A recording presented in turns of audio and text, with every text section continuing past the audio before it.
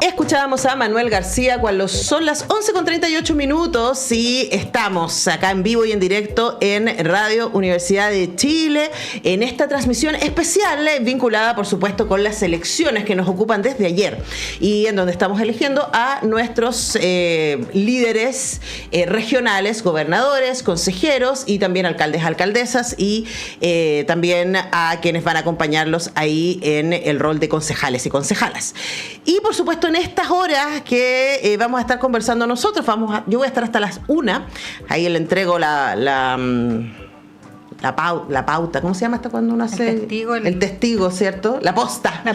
A mis compañeros que van a hacer el noticiero a las 13. Vamos a estar hablando de algunos temas de manera más amplia y ahora nos vamos a meter en temas de género. Por supuesto que ustedes saben que son temas que acá en Radio Universidad de Chile nos interesan muchísimo y a mí de manera particular son temas que me cruzan. Y para hablar al respecto estamos con la asesora en género y gobernabilidad del Programa de Naciones Unidas para el Desarrollo, PNUD, Elizabeth Guerrero. Elizabeth, bienvenida, ¿cómo estás? Muy bien, Antonella, muchas gracias.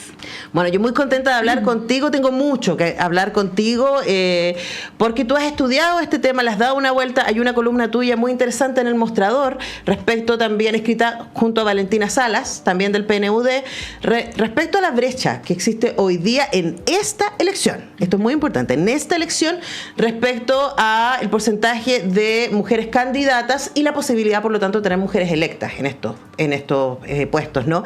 Y lo primero preguntarte respecto a, en Chile hay una ley de cuotas de representación. ¿Y cómo es posible? Entonces uno podría preguntarse el sentido común que habiendo una ley de cuotas, este sea el fenómeno. Bueno, la ley de cuotas es una ley de cuotas para las parlamentarias. Ajá. Entonces solo rige para elegir senadoras y diputadas y es una ley que sí ha dado resultados. Nosotros en el PNUD también hicimos un estudio después de las primeras elecciones parlamentarias y mostramos que dio resultado en términos de aumentar las candidaturas porque la ley solo busca aumento de candidaturas. Claro, luego quienes llegan, elige la people. Exacto. Pero sí se logró aumentar también el porcentaje de electas de una manera importante respecto a lo que venía sucediendo. Ahora, esa ley no rige para ninguna otra elección y por lo tanto en las otras elecciones se mantiene lo que se venía manteniendo durante muchos años, pero además en el caso de la elección de alcaldesas y de gobernadores y gobernadoras, lo que vemos es que es un tipo de cargo en el que hay muy pocas mujeres candidatas, no así en el de concejales, las concejalías y los consejos regionales. En este tipo de cargo donde elegimos a una sola persona, siempre se busca como este candidato ideal, ¿no? Y el candidato ideal para los partidos políticos generalmente es un hombre. Es un hombre con ciertas características y ahí las mujeres quedan fuera. Entonces tenemos ahí un tema importante que no ha permeado esta lógica de aumentar la representación de mujeres, incluso cuando tuvimos hace poco dos mecanismos constitucionales, o tres si consideramos también el Consejo de Expertos, que fueron paritarios y que tuvieron resultados y donde hubo una discusión al respecto y hubo un acuerdo societal respecto a que esos mecanismos fuesen paritarios, pero eso no se ha llevado a otro tipo de elecciones y hoy día tenemos estas bajas en las candidaturas y vemos que para mujeres alcaldesas tenemos un 25% de mujeres compitiendo, o sea, 1 de cada 4 candidatos es mujer. A lo largo de todo Chile. A lo largo de todo Chile, pero tenemos 117 comunas, o sea, el 33% de las comunas de Chile no tienen candidatas mujeres. Por lo tanto, en 117 comunas no hay ninguna posibilidad de que haya una mujer electa y tenemos 4 regiones, o sea, un 25% de las regiones del país que no tienen ninguna candidata mujer para gobernadora. Por lo tanto, ya sabemos que en 4 regiones no va a haber una mujer gobernadora y luego tendremos que ver qué pasa en la siguiente. Eso es lo que nos permite decir que creemos que los porcentajes de mujeres electas, tanto alcaldesas como gobernadoras, van a ser bajos. Ahora, Elizabeth, ahí se me aparecen dos cosas, ¿no? Uno pensaría que la ley de cuotas, cualquier ley de cuotas, lo que busca hacer es impulsar, mediante una ley, un cambio cultural. Entonces, mientras no tenemos culturalmente una idea de equidad que nos resulte obvia, a pesar de que debería ser obvio, ¿no? Que la mitad de la población esté igualmente representada en puestos de poder, se exigen leyes de cuota, leyes de representación. Esto pasa en todos los ámbitos, ciencias, universidades, etcétera, etcétera. No hemos llegado ahí, y a pesar de que la ley de cuotas ha probado ser eficiente en su área, que como tú dices, tiene que ver con las elecciones parlamentarias, no ha permeado la cultura política de parte de los partidos. ¿Cómo explicamos eso? Sí, bueno, la ley de cuotas, el primer objetivo en realidad es aumentar la representación de mujeres en competencia.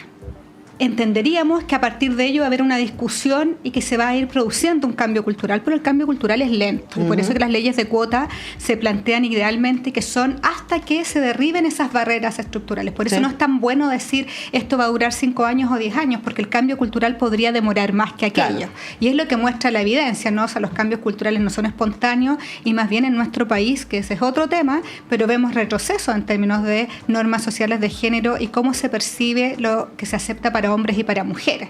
Eso también lo hemos estudiado en el PNUD a través de un índice de normas sociales de género y vemos que Chile es uno de los países que retrocede a nivel mundial en ese tema. Entonces, tenemos ahí que sí, busca, no es el objetivo principal, pero uno esperaría que haya un cambio cultural, pero vemos que los partidos son muy resistentes a estos cambios, ¿no? Ya lo vimos con también las leyes de cuota, o sea, aun cuando hubiese ley, fue bastante resistido llegar a la ley. Chile fue de los últimos países en la región de América Latina en tener una ley de cuota. Argentina partió el año 91.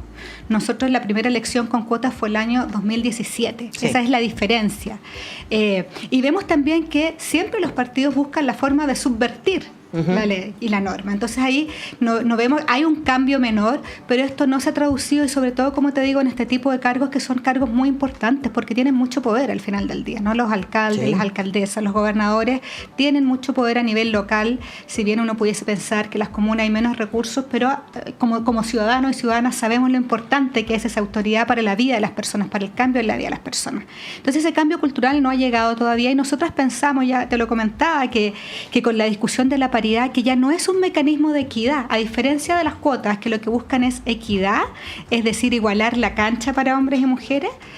La paridad lo que es un principio de igualdad, y lo que plantea es que nosotras somos más de la mitad de la población y es justo que estemos representadas en esa medida. No más de la mitad, pero al menos la mitad. Pero al menos, o tener la oportunidad de representar la mitad. Al menos la oportunidad de representar la mitad, pero claro, cuando es la oportunidad hay otras formas de subvertir, que también son temas que podemos discutir, pero una cosa es que llevemos mujeres y la otra discusión es dónde van a competir esas mujeres. Es que estaba pensando, Elizabeth, en lo que pasó con las elecciones de la primera convención constitucional, en donde ahí efectivamente hubo una discusión larga para que hubiera equidad. Y al final candidatas mujeres terminaron arrastrando a sus pares porque en términos de votación las mujeres sacaron muchísima más votación que los hombres y el límite fue el acuerdo, básicamente, ¿no? Entonces, pareciera ver, ¿cierto? Y no sé si hay estudios al respecto, que además las mujeres cuando entran en política y tienen efectivamente cargos de responsabilidad, administran bien el cargo de responsabilidad. Y uno podría decir, no sé, en términos de casos de corrupción, hay, por supuesto, mujeres vinculadas en casos de corrupción en alcaldía, un par de casos bastante famosos, pero también son las menos. No estoy diciendo que las mujeres sean menos corruptibles que los hombres, estoy diciendo quizás porque llegan menos al poder, ¿no? Entonces ahí entramos en esta otra discusión respecto a las posibilidades que se nos dan y qué es lo que sabemos de las mujeres cuando llegan al poder, porque según cosas que yo he leído, ¿no? A nivel internacional sabemos que cuando las mujeres llegan a cargos de poder, especialmente territoriales, como son nuestras elecciones de hoy día, está probado que las mujeres van a tender a ir en busca de una mayor equidad al interior de las comunidades. Hay una cosa que tiene que ver con descentralización del poder, en que en general las mujeres somos mejores que los hombres. Mira, hay varias cosas. Lo primero es que, claro, hasta ahora como ha habido llegan pocas mujeres porque pocas compiten. Hay menos probabilidad material de hacer lo bueno y hacer lo malo. Claro. Entonces también hay como para no pensar que las mujeres somos buenas per se. No lo somos. Pero sí, nosotras tratamos de tener evidencia respecto a esto que tú dices, y es si es que haya más mujeres significa una visión distinta del bien común. Claro. ¿No? Porque si bien hay evidencia, hay poca, y en general en países muy lejanos, que cuesta como pensar que si acá efectivamente es igual. Nosotros hicimos este ejercicio con el primer mecanismo constituyente, con la Convención Constitucional, y analizamos todas las votaciones que se dieron en esa convención, que fueron más de 3.000. Y miramos todas las votaciones e hicimos una simulación de qué habría pasado si esa convención hubiese estado compuesta por hombres y mujeres en igual proporción que la Cámara de Diputados. Y miramos, y vimos que efectivamente el que hubiese paridad, o sea, 50% hombres, 50% mujeres, cambiaba las votaciones. y que las mujeres movían la votación mucho más a temas que no solo los temas de igualdad de género, que por supuesto el que hubiese más mujeres contribuyó a aquello, pero también en otros temas que son importantes para el país, como lo que tiene que ver con los derechos de los pueblos indígenas, temas medioambientales. Claro, equidad en el sentido más amplio. Más amplio. Buscar, por eso planteo el bien común, ¿no? Buscar esta mirada más societal y no solo de algunos intereses, como se plantea también respecto de esta, de esta apuesta más identitaria. No fue así. Hubo una mirada mucho más amplia de pensar cómo aseguramos los derechos y las oportunidades para todas las personas. Entonces, sí creemos que el que lleguen más mujeres contribuye a aquello. Por supuesto que van a llegar de todo tipo, así como hay todo tipo de hombres. Es justo también que llegue todo tipo de mujeres, ¿no? O sea, tampoco, porque también a las mujeres se les exige una cantidad de cosas para ser candidata que no se le exige a los hombres. Y en cualquier ámbito, se nos exige tener un currículum. Se nos exige muchísimo más, demostrar muchísimo más, ser mucho mejores en todo, y en realidad, bueno, en la práctica, como ha sido así, como tan pocas llegan, en general las que llegan son muy buenas. Claro, eso nosotros lo vimos en las parlamentarias, que siempre han sido mujeres muy excepcionales. Claro. Las que lo consiguen. Estamos conversando con Elizabeth Guerrero, del PNUD. Ojo que es súper importante que todo lo que nos está contando está en base a estudios, o sea, como frente a lo que hay, ¿no? Y pueden buscar ahí la columna que está en El Mostrador, la persistente subrepresentación de las mujeres en la competencia electoral.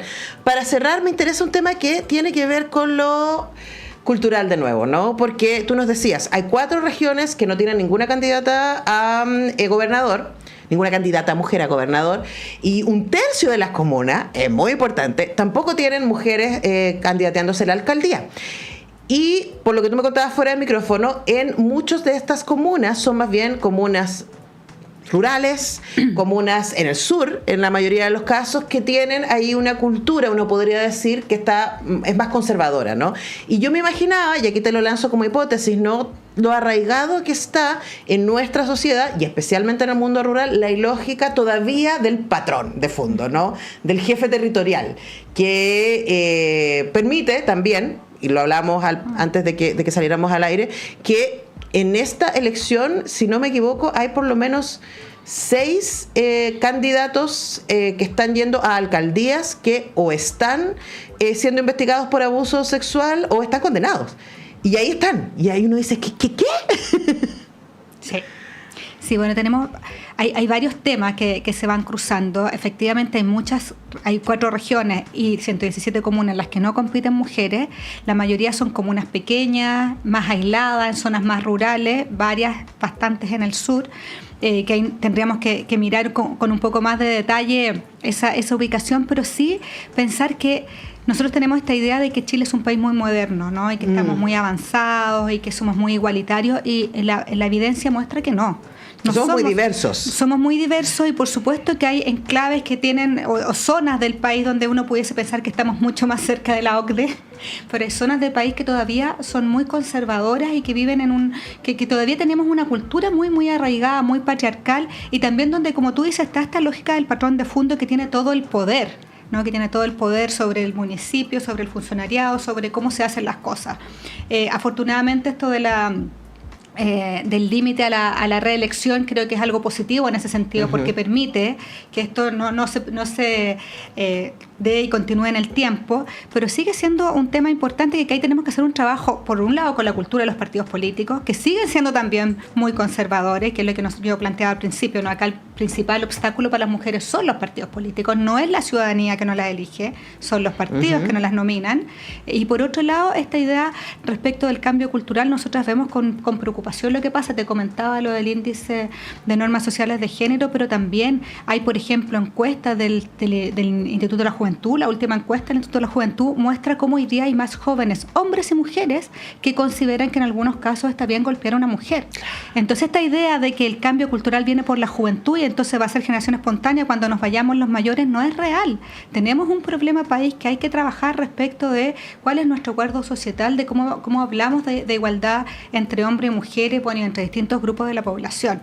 Creo que ahí hay un, como te decía, un desafío importante, y esta lógica del patrón de fondo es parte de ese ideario, ¿no? Es parte de pensar qué es lo que está pasando con estas personas que sienten que tienen tanto poder, que es sobre lo que pasa en el municipio, pero también sobre las personas y sobre el funcionariado, las trabajadoras del municipio. Llega hasta ese punto el cómo se visualizan a sí mismos y la relación de poder que sostienen. Claro, porque hoy día estamos muy ocupados con el caso Monsalve, pero si empezamos a investigar en lo que sucede en las comunas, hay muchísimos casos similares, ¿no? Que están siendo investigados o que han sido investigados, y es muy preocupante que normalicemos esa situación. Luego, para cerrar, Elizabeth, cuando pienso en representación, pienso desde dos lugares, ¿no? Lo importante es que las mujeres lleguen a espacios de poder, uno, por lo que señalabas antes, por los temas que ponen, por la perspectiva que ponen, ¿cierto? Desde el habitar un cuerpo femenino y por lo tanto tener otra experiencia de el uso del mundo, ¿no? Y del poder, y etcétera.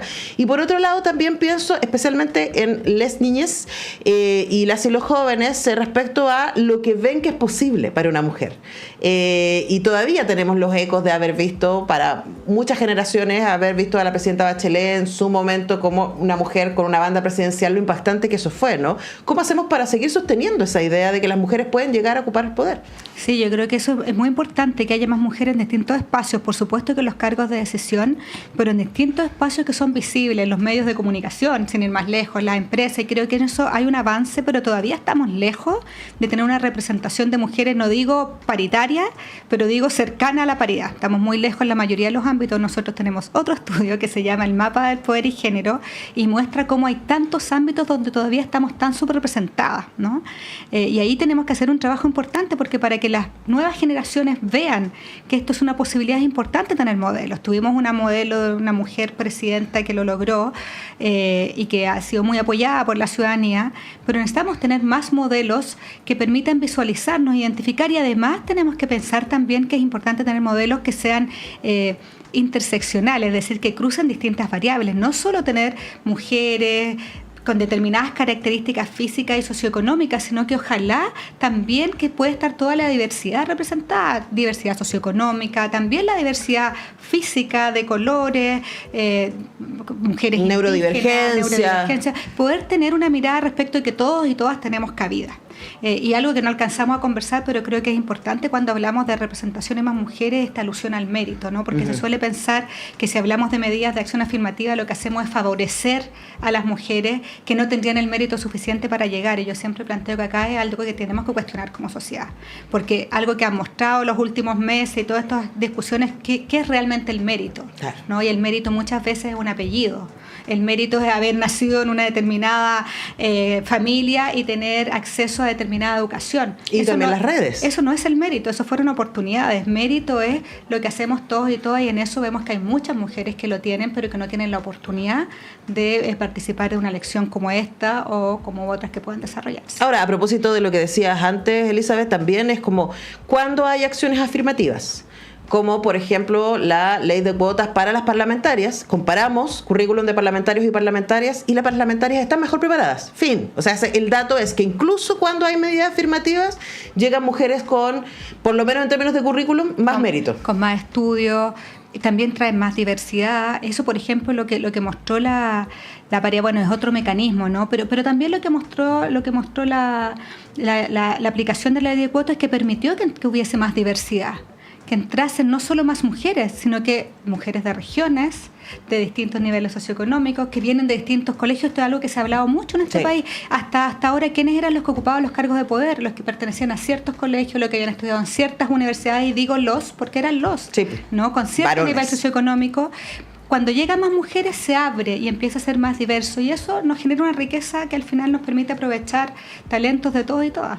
Bueno, ahí les dejamos para que lo puedan pensar, ¿no? Para que le puedan dar una vuelta a lo importante que es la representación y la equidad en distintos ámbitos, y cómo finalmente en una sociedad diversa como la que somos es importante que aparezcan también estas otras voces para dar cuenta de aquello y para que las decisiones que se tomen estén en consideración con eso. Y bueno, de hecho vamos a hablar de eso desde las regiones a la vuelta de la pausa y de la música con Sergio Carilea, director del Centro de Análisis de Políticas Públicas de la Facultad de Gobierno de la Universidad de Chile. Agradecemos tanto a Elizabeth Guerrero, asesora en Género y Gobernabilidad del Programa Naciones Unidas para el Desarrollo PNU de Chile, por haber venido al estudio. Gracias, Elizabeth. Muchas gracias a ustedes. Placer conversar contigo.